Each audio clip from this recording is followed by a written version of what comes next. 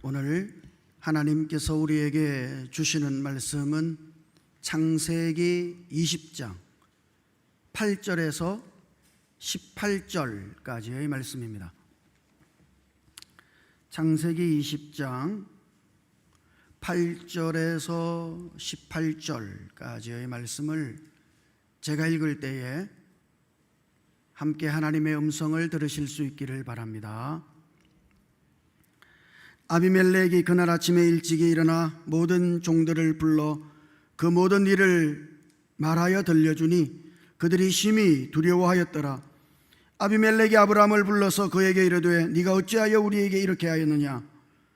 내가 무슨 죄를 네게 범하였기에 네가 나와 내 나라가 큰 죄에 빠질 뻔하게 하였느냐? 네가 합당하지 아니한 일을 내게 행하였도다 하고 아비멜렉이 또 아브라함에게 이르되 네가 무슨 뜻으로 이렇게 하였느냐? 아브라함이 이르되 이곳에서는 하나님을 두려워함이 없으니 내 아내로 말미암아 사람들이 나를 죽일까 생각하였으며 또 그는 정말로 나의 이복 누이로서 내 아내가 되었음이니라. 하나님이 나를 내 아버지의 집을 떠나 두루 다니게 하실 때에 내가 아내에게 말하기를 이후로 우리의 가는 곳마다 그대는 나를 그대의 오라비라 하라. 이것이 그대가 내게 베풀 은혜라 하였었노라. 아비멜렉이 양과 소와 종들을 이끌어 아브라함에게 주고 그의 아내 사라도 그에게 돌려보내고 아브라함에게 이르되 내 땅이 네 앞에 있으니 네가 보기에 좋은 대로 거주하라 하고 사라에게 이르되 내가 은 1000개를 네 오라비에게 주어서 그것으로 너와 함께한 여러 사람 앞에서 네 수치를 가리게 하였노니 네 일이 다 해결되었느니라. 아브라함이 하나님께 기도하며 하나님이 아비멜렉과 그의 아내와 여종을 치료하사 출산하게 하셨으니 여호와께서 이왕에 아브라함의 아내 사라의 일로 아비멜렉의 집의 모든 태를 닫으셨음이더라. 아멘. 할렐루야. 알랭드 보통이라는 분이 쓴 불안이라는 책이 있습니다. 많은 사람들이 불안 속에 살죠. 여러분들은 어떻습니까? 때로는 불안이 우리를 덮치고 그 불안에 휩싸여서 허우적거릴 때가 얼마나 많아요. 그런데 그 책에서 이렇게 이야기합니다.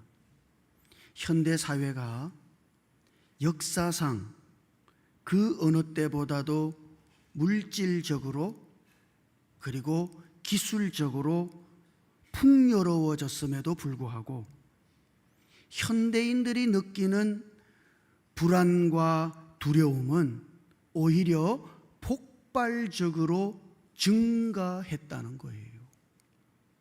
요즘 시대가 어떤 시대입니까? AI 시대 아닙니까? AI에게 물어보면 척척척, 그죠? 가르쳐주죠. 기술적으로 물질적으로 더 풍요로워졌어요. 과거 어느 때보다도. 그럼에도 불구하고 현대인들은 오히려 불안이, 두려움이 증폭되었습니다. 그럼 그 이유가 뭘까요? 그 왜 그런 거예요? 이분이 이런 현상을 하나 지적해요. 우리 과거 신분제 사회에서는 자신의 삶을 그냥 받아들여요. 왕의 아들은 왕이 되는 거죠. 농부의 아들은요, 농부로 사는 거예요. 그러니까 어느 정도 날 때부터 삶이 정해져 있는 겁니다. 그거를 자기의 운명으로 받아들여요. 때로는 자기의 삶이 너무 지질해. 실패한 것 같아요. 가난하고. 그러면 어때요? 이거를 자기의 실패라고 생각하지를 않아요. 자기가 실패한 게 아니에요. 왜? 날 때부터 그렇게 정해줬다니까. 이거는 자기의 잘못이 아니에요. 그러니까 그 삶을 그냥 그대로 수용하며 살아요. 그런데 현대는 어때요?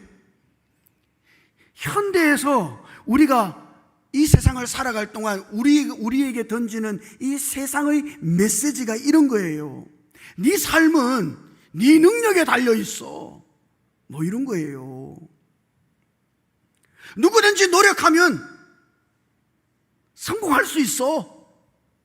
세상의 메시지가 그런 거 아니에요? 이게 참 희망적인 메시지 같잖아요. 그러나 이걸 역설적으로 생각해 보면, 만약에 실패를 했어요. 이 사회가 원하는 어떤 수준의 삶에 우리가 도달하지를 못했어요. 뭐 물질적이든지 아니면 지적이든지. 그러면 실패했단 말이죠. 실패한 것처럼 보여요. 그럼 그 책임이 고스란히 자기 책임이야. 야, 네가 왜 그렇게 사는 줄 알아? 그거 네가 잘못해서 그런 거야. 네 삶은 너 하기에 달려 있는 거야. 네 능력에 달려 있는 거야. 누구든지 열심히 노력하면 할 수 있어. 왜 안 돼? 네가 안 해서 그렇잖아. 모든 게 자기 책임이에요. 실패를 해도 자기 책임. 그러니까 그런 삶에 대한 중압감이 현대인들을 짓누르는 거예요. 그래서 불안한 거예요, 현대인들이. 아마 모르긴 몰라도 우리들 중에 많은 분들이 그럴 거예요. 나는 저만큼 성공하지 못했는데, 나는 저 사람들보다 덜 가졌는데,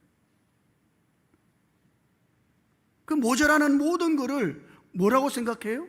자기의 책임이라고 생각해요. 이게 참 불행한 겁니다, 어떤 의미에서.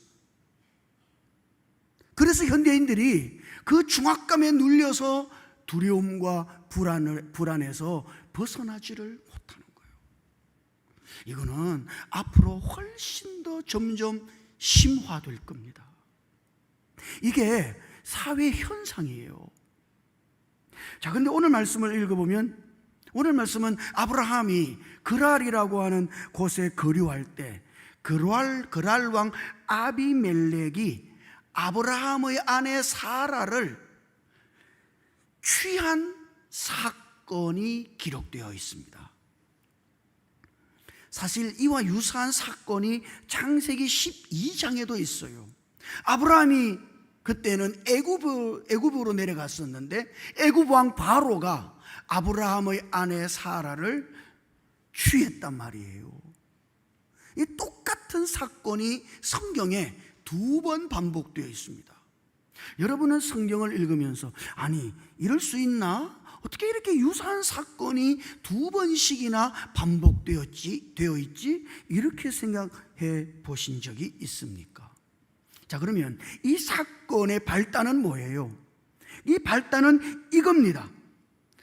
아브라함이 자기 아내 사라를 아내라고 말하지 않고 누이라고 말했기 때문이에요.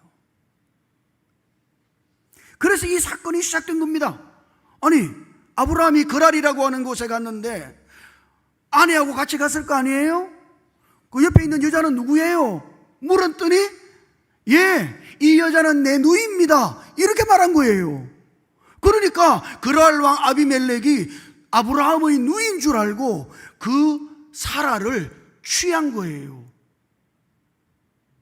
사건의 발단이 이렇게 시작된 겁니다. 이게 참 묘한 거죠. 그러면 왜 아브라함은 자기 아내를 아내라고 말하지 못하고 누이라고 말해야 했던가? 그 이유는 뭐예요? 오늘 우리가 읽은 본문 말씀 속을 읽어보면 아브라함이 그랄이라고 하는 곳에 딱 갔는데 그곳 사람들은 하나님을 두려워하지 않는 사람들이에요. 그건 우리식으로 말하면 우리는 여기 다 믿는 사람들이 있잖아요. 하나님을 두려워하고 예수 믿는 사람들이 있지. 그럼 세상에 나가면 어때요? 세상에서는 하나님을 안 믿는 사람이 거의 전부예요. 하나님을 두려워하지 않는 사람들이 거기 가득 차 있다는 거예요. 아브라함이 그랄에 내려갔더니 그랄이 그래요. 그러니까 아브라함은 그랄에서 세상을 본 것이죠. 세상을 인식한 거예요. 그래서 이 사람들이 자기 아내 사라로 말미암아 아브라함을 죽일지도 모른다고 생각한 겁니다. 왜 그래 생각했는지 모르지만 뭐 사라가 이뻐서 그랬는지 그거는 모르겠어요. 그러나 아무튼 그 그랄 사람들이, 특히 그랄 왕 아비멜렉이 권력을 가지고 있으니까 그 사라를 자기 처로 취하기 위해서 그러면 남편을 죽여야 될 거 아니에요? 그래서 아브라함을 죽일 수도 있다고 생각한 거예요. 그러니까 아브라함은 세상 속에서 자기의 생명을 잃어버릴 수도 있다는 두려움 속에 있게 된 것이죠. 그 두려움 때문에 아브라함은 아내를 사라라고 말하지 않은 거예요. 이거를 누이라고 말한 겁니다. 이 아브라함 안에 있는 두려움 때문에 그런 것이죠. 자, 그러면 이런 아브라함이 두려움을 이기는 방어책, 일종의 아브라함의 계략이죠. 두려움을 이기기 위해서. 그러면 이런 아브라함의 계략은 언제부터 시작되었는가? 오늘 읽었던 창세기 20장 13절 말씀을 보면 그게 아브라함이 이렇게 이야기하는 것을 읽어볼 수 있어요. 13절 말씀을 보면 하나님이 나를 내 아버지의 집을 떠나 두루 다니게 하실 때에 내가 아내에게 말하기를 이후로 우리의 가는 곳마다 그대는 나를 그대의 오라비라 하라. 이것이 그대가 내게 베풀 은혜라 하였었노라. 자, 이거 언제 시작된 거예요? 아브라함이 하나님의 명을 받아서 갈대아 우로 아버지의 집을 떠날 때부터 이 두려움이 시작된 거예요. 사실 이 두려움은 그 이전부터 있었던 것이죠. 그런데 막상 하나님의 인도하심을 따라서 가나안 땅 갈대아 우르를 떠나려고 생각하니까 내가 이 아내 때문에 내 목숨을 잃을 수도 있겠는데, 이런 두려움이 아브라함을 찾아온 거예요. 그리고 그 두려움을 이기기 위해서 아내하고 작전을 짰죠. 뭐라고 작전 짰어요? 여보, 가는 곳마다 당신 이제 내보고 남편이라 그러면 안 된다. 오라버리나 그래라. 그래야 내가 살 거야. 그렇게 아내 사라와 모종의 작전을 짠 것이죠. 이게 아주 오래됐단 말이에요.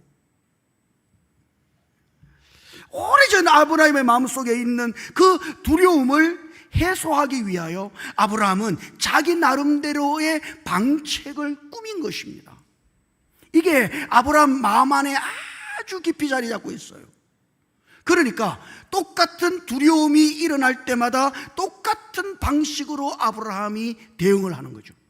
성경에 이 이야기가 2번 기록된 것이 그런 이유예요. 사람들은 말이죠, 두려움이 오잖아요. 그 두려움을 이길 방법들을 자꾸 우리의 마음 안에 쌓아둬요.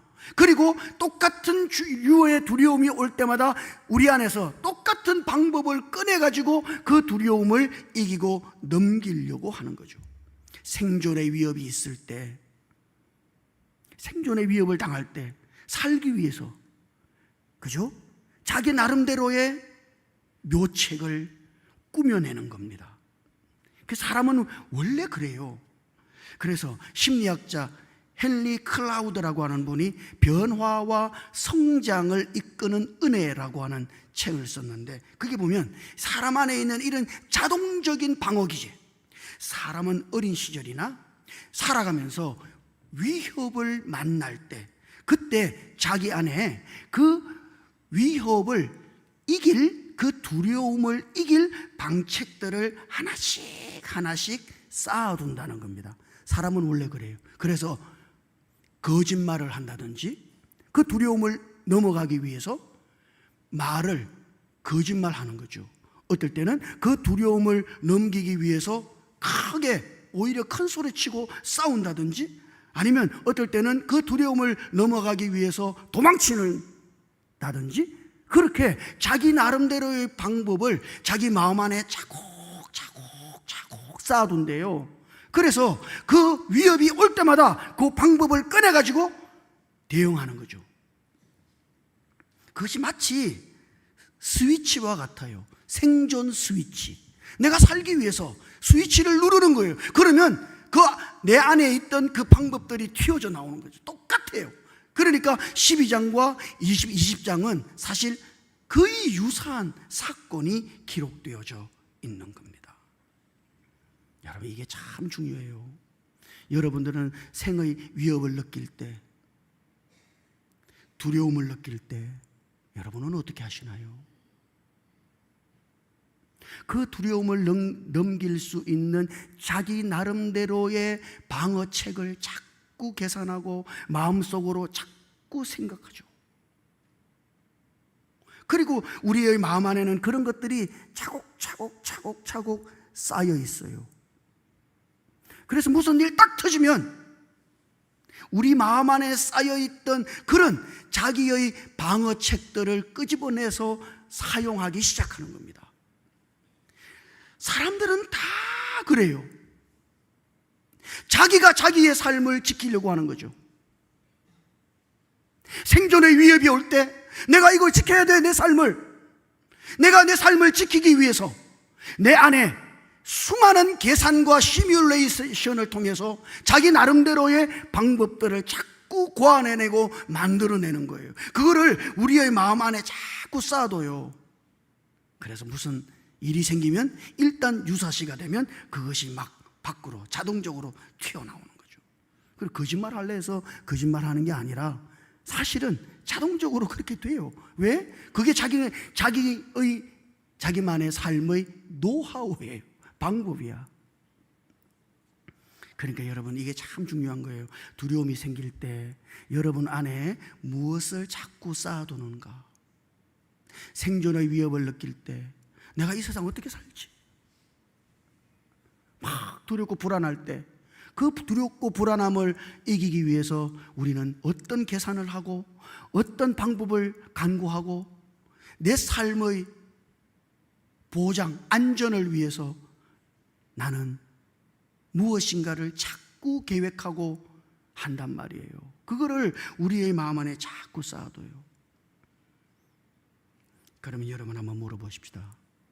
삶의 두려움이 올 때 정말 여러분들은 진짜 어떻게 하세요? 에베소서 3장 17절을 읽어보면 거기 바울이 대단히 중요한 기도를 하나 하고 있다는 것을 볼 수 있어요. 한번 같이 읽어볼까요? 같이요. 시작. 믿음으로 말미암아 그리스도께서 너희 마음에 계시게 하시옵고 너희가 사랑 가운데서 뿌리가 박히고 터가 굳어져서. 아멘. 여러분, 지금 에베소서의 이 바울의 기도는 좀 이상해요. 왜? 에베소서에 기록된 거니까 에베소에 있는 그리스도인들에게 보낸 편지죠. 그러니까 이 사람들은 이미 예수를 믿고 있는 사람들이에요. 예수를 믿으니까 예수님을 믿음으로 영접해서 예수님이 그 사람들 안에 계시죠. 오늘 우리가 예수 믿고 예수님이 우리 안에 계신 것처럼, 그죠? 그 예수님이 그 사람들 안에 계신 거예요. 그런데 바울이 이렇게 기도한단 말이죠. 믿음으로 말미암아 그리스도께서 마음에 계시게 하시옵고. 그러니 그 말은 뒤집어서 말하면 뭐예요? 그리스도께서 마음에 없을 수도 있다는 이야기예요. 맞습니까? 예. 우리 안에는 계신데 그리스도께서 정작 우리의 마음에는 계시지 않으실 수가 있어. 그래서 바울은 그리스도께서 너희 안에 계시지, 그 너희 안에 계신 그리스도께서 너희 마음에 계시도록 해야 한다.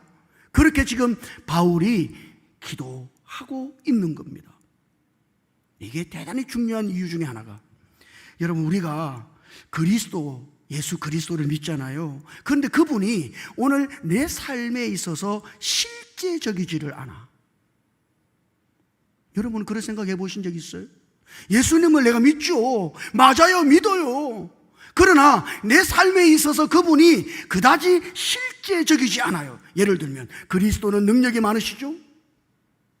그러나 그 능력이 나의 능력이 아닌 것 같단 말이죠. 그리스도는 평안하십니까? 그분은 평강으로 충만하신 분이죠. 그러나 그리스도의 평강이 나의 평강은 되지 못한다.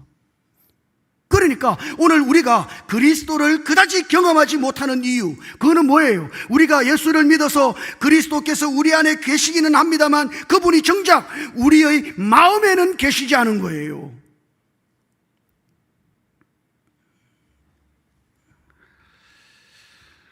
예수께서 우리의 마음에 계셔야 되는데 우리의 마음에는 아브라함처럼 우리의 인생의 위기를 만날 때 내 삶을 지키기 위한 방법이나 계산으로 충만하다.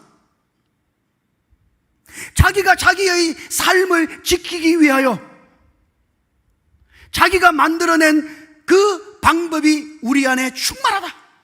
그래서 여러분 어때요? 여러분이 진짜 두려운 위기를 딱 만나면 여러분들이 예수를 생각하는 것이 아니라, 여러분 이거 어쩌지? 그리고 머리를 팍 굴려요. 그리고 그 위기에서 벗어나기 위해서 자기 안에, 자기 마음 안에 쌓아둔 방법들을 막 사용하기 시작은. 예수는 그다지 그 위기에 실제적이지 않아요. 여러분 정말요, 여러분의 삶을 지탱하시는 분은 누굽니까? 우리의 삶의 보장은 누구예요? 내 삶을 지키시는 분은 누군가? 예수 그리스도다. 그분이 내 삶을 지키신다. 그러면 그리스도께서 우리의 마음 안에 계시면 우리는 위기의 순간을 딱 만날 때마다 그리스도께로 가고 그리스도를 생각하고 내 삶을 지키시는 그분께로 가서 그분이 내 삶을 지키시도록 우리가 그분을 붙들고 그분을 의지하고 그분에 의해서 살게 되는 거예요. 왜 안 돼요 그게? 그리스도께서 여러분의 마음에 그다지 계시지 않기 때문입니다. 우리는 많은 경우 그리스도를 잊어버려요. 카일 아이들먼이라고 하는 분이 그리스도인의 생각 사용법이라는 책을 썼는데, 이 책은 좀 따끈따끈한 거예요. 2025년에 도란노에서 번역되어 나온 책이니까. 그리스도인의 생각 사용법. 자, 근데 거기 카일 아이들먼이 하는 말이 이거예요. 위기의 상황이 딱 닥쳤을 때 정작 성도들은 주님을 잊어버린대요. 영적인 건망증에 걸린다는 겁니다. 막상 진짜 그분이 필요한데, 그런데 정말 큰 위기 앞에 딱 막닥뜨리면은 실제로는 그분을 잊어버린대요. 망각한대요. 그리고 가장 익숙했던 자기의 보호 본능, 자기가 자기의 삶을 지키려고 하는 그 보호 본능이 우리 안에서 자동적으로 일어나서 그 방법대로 그 위기를 헤쳐나가려고 생각한대요. 자, 그렇기 때문에 이 카일 아이들먼이 하는 말이 이 말이에요. 그리스도께서 끊임없이 여러분의 마음에 거하도록 하지 않으신, 자꾸 그리스도가 내 마음에 거하시도록 그리스도를 생각하고 그리스도를 바라보고 그리스도를 추구하고 그리스도를 의지하고, 그래서 그리스도가 내 삶에 거하도록 그렇게 하지 않는다면 신앙의 연륜이 아무리 오래된 사람이라 할지라도 위기 앞에서는 속수무책 자기가 자기의 삶을 지키려고 발부둥치다가 나가 떨어진다는 겁니다. 여러분, 이걸 꼭 기억하셔야 돼요. 여러분 안에는 정말 뭐가 있습니까? 온 이 세상을 살아가야 할, 이 세상의 두려움을 해칠 수많은 자기 나름대로의 방법들을 오늘 우리 안에는 품고 있죠. 자기 계산을 따라, 자기 생각을 따라 자기만의 자구책을 가지고 있어요. 그러나 진정한 우리의 삶의 보장은 예수 그리스도이시다. 내 삶을 지키시는 분은 누군가? 예수 그리스도이시다. 주님이 나의 삶의 보장이시다. 주님이 내 삶을 지키시고 주님이 나의 안전이시다. 여러분, 정말 그렇게 주님을 모든 것으로 믿는다면 오늘 우리는 우리의 마음에 그리스도께서 계시도록 끊임없이 그리스도를 향하고 그리스도를 바라보고 그리스도를 추구하게 될 거예요. 이게 중요한 거예요. 여러분의 마음에는 정말 뭐가 있습니까? 사람들은 그죠? 다 지 생각대로 살아.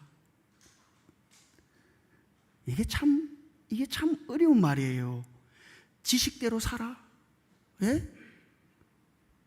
자기 방법으로 살아요. 아브라함도 이걸 못 고치잖아요. 이게 얼마나 고치기 어려워. 예? 딱 두려움이 오게 되면 옛날에 썼던 그 방법을 딱 꺼내가지고 곧바로 실행하잖아요. 우리가 거의 그럴 수 있습니다. 여러분의 마음에 그리스도께서 계시지 않는다면, 어떤 꼬마가 엄마와 함께 손 딱 잡고 장을 보러 갔어요. 엄마 쩔쩔쩔쩔 엄마하고 손잡고 가는데 가다가 지나가던 자동차, 경적을 울리면서 지나가는 자동차도 보고 지나가던 강아지도 보고 사람들이 모여가지고 막 시끄럽게 다투는 모습도 보고, 그래도 그 어느 것 하나 두렵지 않습니다. 그죠? 엄마 손 잡았으니까. 근데 엄마가 갑자기 얘야, 너 여기 잠깐 있어, 내 저기에서 볼일 좀 보고 올게. 그리고 엄마가 잠깐 사라졌단 말이죠. 그때 그 아이에게 갑자기 두려움이 밀려와요. 지나가는 경적을 울리는 자동차도 두렵고, 다가오는 강아지도 무섭고, 인상을 쓰면서 소리 지르는 아저씨들도 무섭고. 여러분, 어린아이 시각으로 한번 딱 보세요. 그때 아이가 어떻게 해요? 아이가 울면서 엄마! 그러는 거예요. 예? 아이의 마음 안에는 엄마가 충만한 겁니다. 누가 생각나요? 그 순간? 엄마가 있어야 돼. 아이의 마음에는 엄마밖에 없는 거예요. 엄마가 전부예요. 여러분이 그래야 한다 이 말입니다. 모든 순간에 우리의 삶에 다가오는 우리를 두렵게 하는 그 모든 순간마다 우리는 주님을 생각하고 주님이 나의 삶의 보장이라 믿고 그렇게 주님을 의지하고 주님께로 돌이켜서 주님을 붙들어야 하는 거예요. 이것이 믿음입니다. 이것이 믿음의 실제예요. 왜 우리는 실제로 그렇게 하지 못하는가? 그리스도께서 여러분들의 마음에 그다지 계시지 않기 때문입니다. 놀라운 것은 지금 이 문제를, 이 사건의 결말이 이렇게 된단 말이죠. 아브라함이 그 아비멜렉의 집에, 그 아브라함과 사라의 일로 아비멜렉의 집에 모든 태를 하나님이 닫으셨어요. 출산하지 못하게 한 거죠. 그런데 아브라함이 기도했더니 하나님이 아비멜렉과 그의 아내와 여종을 치료하셔가지고 그들이 출산하게 되었다. 이것이 오늘 이 이야기의 결론입니다. 여러분 한번 생각해 볼까요? 이거는 대단히 놀라운 일이에요. 아브라함과 사라 사이에 지금 아들이 있어요, 없어요? 왜? 하나님이 주시기로 한 아들이 있습니까? 없습니까? 없어. 아브라함은 사라와의 관계 속에서 자녀를 낳아본 적이 없어요. 생산한 경험이 없어요. 자기에게는 지금 아이가 없다니까. 아니, 성경적 표현으로 의하면 사라의 태가 닫힌 거예요.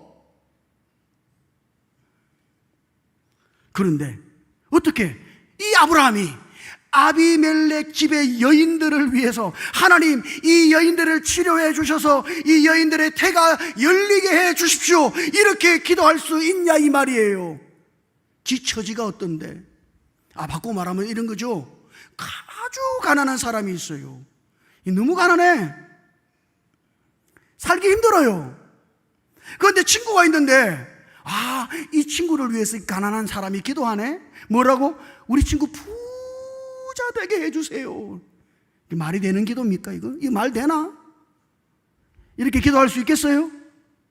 여러분 같으면 기도할 수 있겠습니까?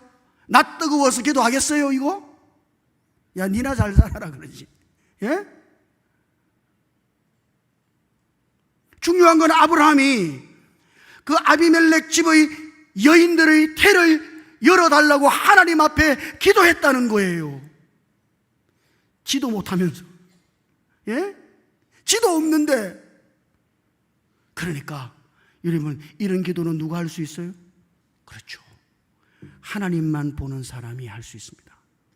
자기 자신을 보죠. 절대로 이런 기도는 못해요. 내가 내 꼬라지를 보니 내 꼬라지가 형편없는데 누구를 위해 기도합니까 내가? 내게 자식이 없는데 내가 누구 집에 자식을 달라고 기도합니까? 말이 돼요? 니나 잘해라 그러지. 그러니까 아브라함이 이렇게 기도할 수 있었던 것은 아브라함이 자기 자신을 보지 않는 사람이 되었다는 걸 의미하는 거예요. 더 이상 자기를 중요하게 생각하지 않아요. 하나님만 보는 사람이 된 것이죠. 하나님이 아브라함의 전부예요. 하나님만이 그 삶의 유일한 방법이시다. 하나님이 아브라함의 참된 보장이시다. 하나님을 이 아브라함이 깨달은 거예요. 그래서 더 이상 자기 자신을 보지 않는 사람이 된 것이죠. 여러분 정말요. 여러분의 삶을 지키시는 분은 누굽니까? 말은 그죠? 하나님이 내 삶을 지키신다 그러는데 우리는 우리 안으로 얼마나 많은 꿍꿍이가 있는지 몰라. 예? 얼마나 많은 계산을 하고 있는지 몰라. 내가 내 삶을 지킬 수 있을 것처럼. 그래서 정말 진실로 주님을 붙들지 못하는 거죠. 사랑하는 성도 여러분, 우리의 삶의 보장은 예수 그리스도 한 분밖에 없습니다. 아멘이 이렇게 해가지고 아이고 아닌데 다른 거 많이 있는데 우리의 삶의 보장은 예수 그리스도 한 분밖에 없습니다. 예수 그리스도께서 우리의 삶을 지키시는 분이십니다. 예수가 우리의 삶의 보장이십니다. 예수가 우리의 삶의 근거이십니다. 예수로 충만하시기를 주님 이름으로 축복합니다. 여러분의 마음 안에 예수가 가득하시기를 주님 이름으로 축복합니다. 그래서 날마다 예수께로 가서 예수 붙잡고 삶의 위기를 두려움을 넘어서시기를 주님 이름으로 축복합니다. 기도하십시다. 하나님 아버지, 두려움이 찾아올 때마다 내 힘과 방법으로 나 자신을 지키려고 했던 우리의 어리석은 모습을 저희들이 봅니다. 아브라함을 지키셨던 하나님, 그 하나님이 우리의 삶을 지키실 줄 믿습니다. 우리의 계산과 우리의 방법을 내려놓고 예수 그리스도, 우리의 삶의 보장이신 예수 그리스도 한 분만 붙들고 살아가게 해 주시옵소서. 우리 주님 예수님 이름으로 기도드립니다. 아멘.